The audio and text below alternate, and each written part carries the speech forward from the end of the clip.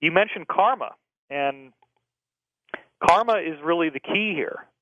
I want to spend some time after the break, too, David, to talk about karma, because you know the old saying, what goes around comes around. That's right. I believe that, don't you? Absolutely. It's scientifically provable. The big question is, again, why? I think ultimately because we're all the same identity, and what we do to others, we're doing to ourselves. And there's a level of our being where we absolutely know that, and we will enforce it even to the point of destroying a physical body of our own incarnation if that's what we need to do to get the lesson. It can be heavy. The universe, the universe is not playing around. The universe wants you to be loving. And if you're not loving, it will smash out whatever is not love. And that's what we see in these cycles. The universe is giving us a class, and the class can be intense because we have more than one life to live. If you lose one body, you'll reincarnate and have another one. I have a whole chapter in the book on Jesus teaching reincarnation, tracing that lineage. So these things are real, and reincarnation is a commonality throughout almost all of the ancient spiritual teachings in the world. Let's get into karma, big time, when we come back on Coast to Coast AM. What is, David, the law of karma? Okay. The law of karma is essentially what you said before the break. What goes around comes around. Okay. And some people call it's a variant of the golden rule, I guess, except that instead of as you do unto others, so would you have them do unto you, it's like whatever you do to others is going to be done to you. And this is one of those things in which it's a nebulous spiritual concept right now. Some people believe it, and a lot of people don't. And if we had a more widespread public discussion about the reality that karma may exist, I think there would be a lot less crime, because what we have now is a very robust body of scholarship that I go through in the book. There's a few chapters just on reincarnation. The idea that some of the things that we do to others are too intense for us to experience those same things within one lifetime, and we will actually use reincarnation.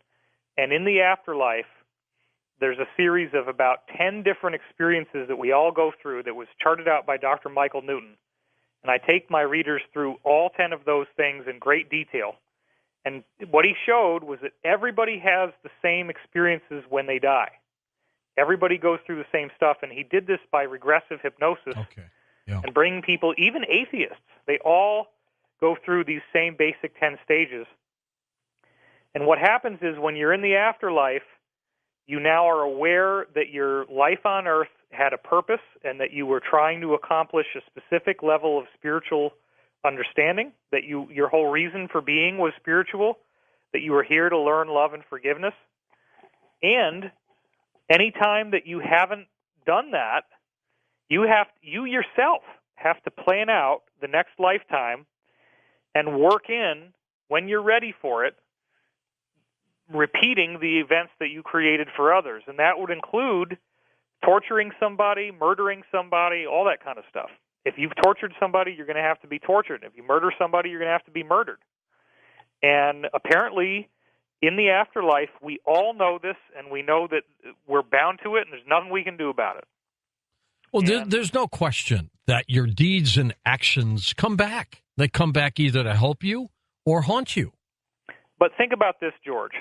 If the power structure here on Earth believes that they are a force of nature much like a wildfire, and that a force of nature is not beholden to karma, and they realize that if karma was real, they would be in really big trouble, they might be steering the narrative so that we don't ever talk about karma with any seriousness at all. There is no public consensus. Nobody is talking about it and saying, this karma thing seems to be real, and maybe we ought to look at quantum physics and relativity and discoveries of modern science that may help shed light on why this seems to be happening and what can we learn from it.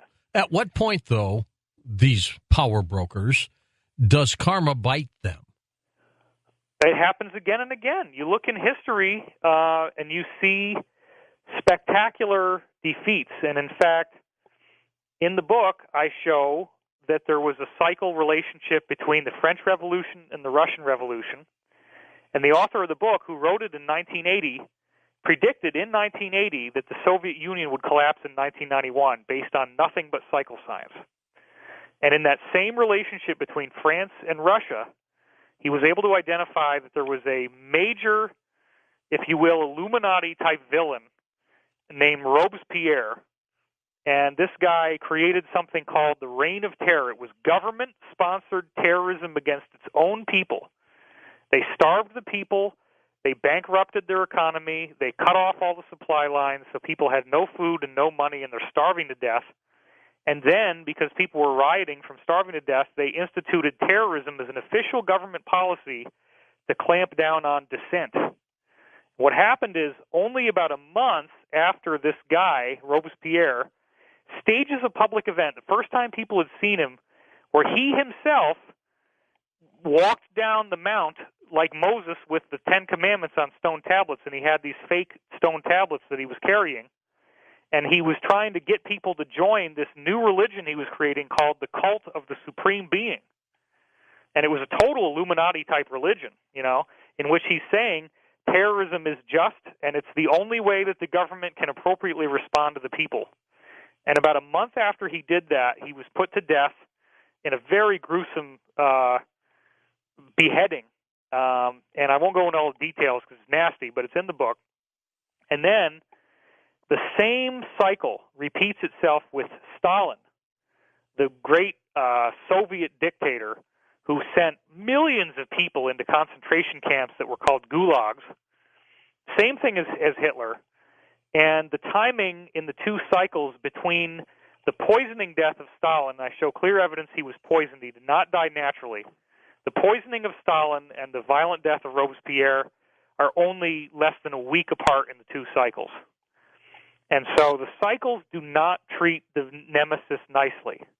If you're going to play the villain in this planetary game, it's going to get you. You're going to get it. Maybe that's a good thing. It is. It's good for everybody because ultimately every soul has to come into perfect balance with your own karmic bank account. You don't get to have a balance that's unpaid. Do you have to be a believer in karma in order for it to work for you because or against you? As I said, everybody who is hypnotized and goes into the afterlife state, and there are people doing this hypnotic regression. Linda Backman is one of them. She's got a new book coming out pretty soon. I've been reading through it right now, but there are people out there who do this. Leo Sprinkle, classic example of somebody who's done this. Great guy. Dr. Michael Newton's been doing it. So when you go into this state of consciousness, doesn't matter if you're a believer, non-believer, or indifferent, you will realize that in this level between lifetimes, you totally know there's an agenda of why you're here and what you're trying to learn. And again, the universe so wants you to be a nice person that it will basically stamp down anything that's not nice. And, I myself have admittedly had trouble with how it works because sometimes it seems very intense and over the top. But what apparently it all comes down to is that we are totally accountable for what we do and what we say.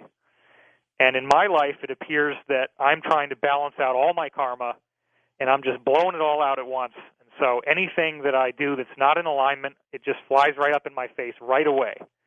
So when I have, if I stub my toe, if I cut my finger, any type of negative event that happens to me, and I've had a lot of people laugh at me and ridicule me and think that I'm crazy, but hardly anything that happens to me happens by accident. I know when these things happen, why they happened. I can see clearly the cause and effect between the thoughts that I had or the actions that I took against others and what then happens to me as a result of those thoughts and actions. It's very obvious to me. Good thinking about this, David. That's why they call you the thinker.